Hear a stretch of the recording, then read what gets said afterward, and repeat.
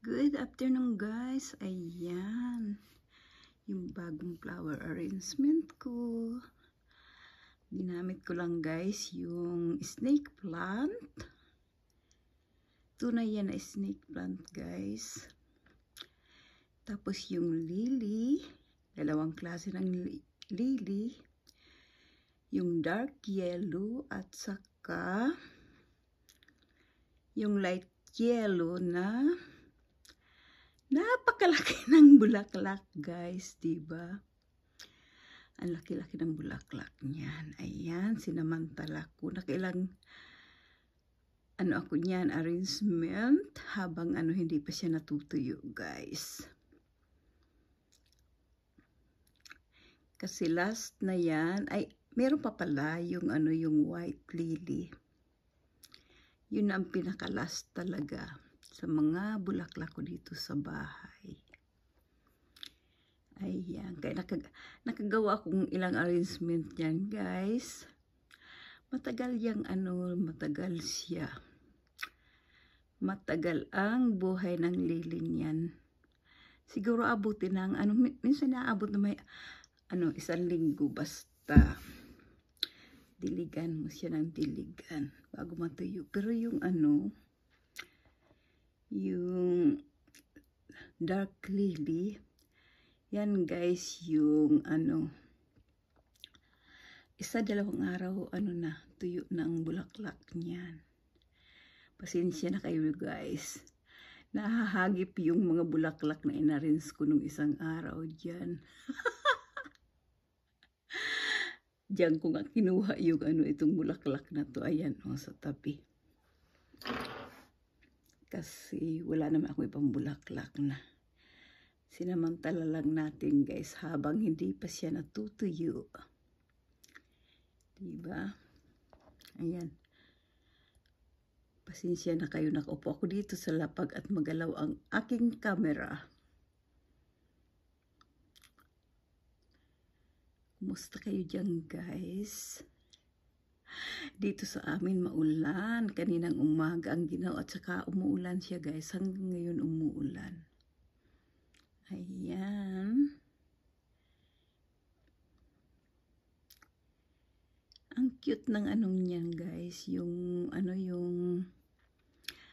yung snake plant. Actually ilang beses ko yan na nagamit na sa aking flower arrangement. Maganda yung niya, yung tubo niya. Ayan siya.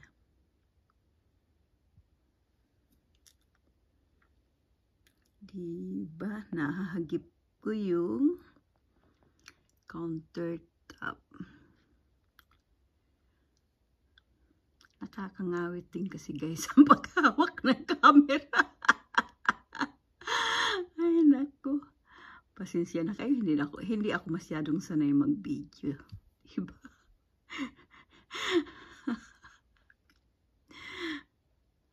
Ngayon nga lang ako natutong since na ako guys, mag-upload sa sa YT. Yan, natuto ng kaunti. Pero talagang hindi naman talaga talagang sa totoo lang hindi naman ako marunong hindi ako marunong mag-video guys. Ayan. Kaya natutuwa nga ako dito sa pag-upload sa YT. Kasi natututo tayo ng kaunti. Para na rin tayong nag-aaral, diba? Kasi nung araw, ayan, hindi naman talaga ako marunong niyan. Kuha lang ng picture. Diba? Ayan guys. Kahapon, yung lily, hindi pa yan hindi pa siya nakabukas. Ayan, na talaga. Lahat nakabukas na siya.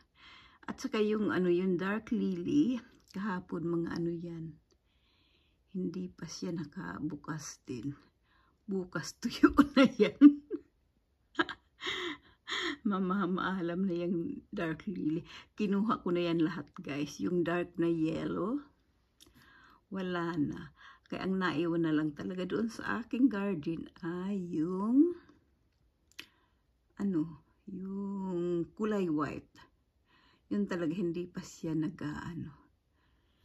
namumulak. Ay, may bulaklak na guys, pero hindi pa siya bumubukas yung bulaklak.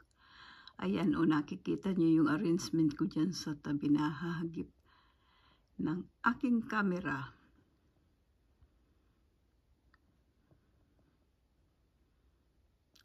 Ayan. Magalaw kasi guys yung aking kamay.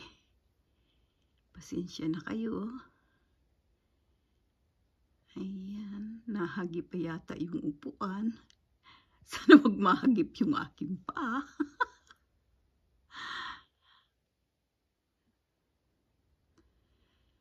Kumusta kayo dyan guys? Kumusta ang araw nyo? Ayan. Kwentuhan lang tayo dito. Para makaano ako ng aking. Pabutin lang natin guys ng mga ilang minuto. Kasi yung required ng na kung ilang minuto ang dapat i-upload, diba? Ayan siya. Alam niyo guys, matagal na akong hindi nag-a-arrange ng bulaklak. Ngayon lang ako mga na yata, maybe, mga almost 30 years ago. Napakatagal na. Kasi since na umalis ako ng Hong Kong, dito sa, dito, almost, malapit na mag 30 years ago yata. Kasi dito sa Canada, 18 years na ako, diba?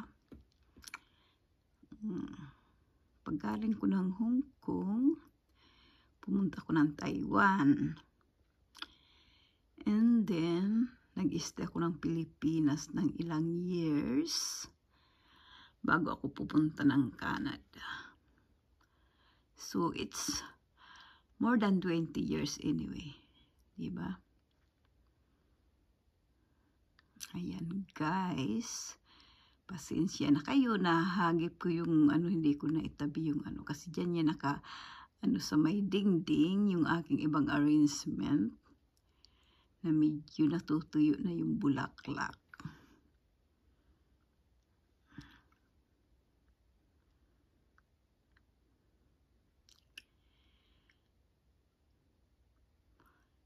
Ayan.